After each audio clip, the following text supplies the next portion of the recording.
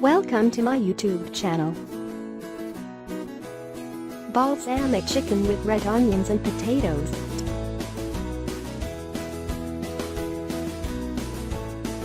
Two tablespoons olive oil, divided or more to taste. 3 red potatoes, sliced. 3 cloves garlic, minced. 2 whole split chicken breasts with skin.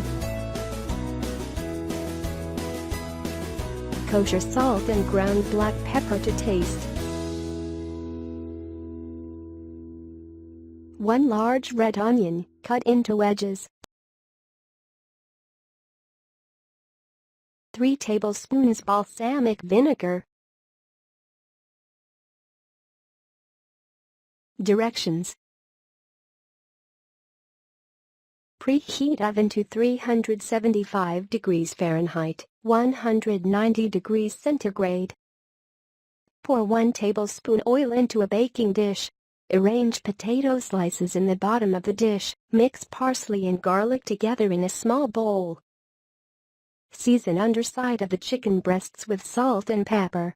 Loosen skin and push parsley and garlic mixture underneath. Place chicken on top of potatoes in the dish. Arrange onion wedges around chicken.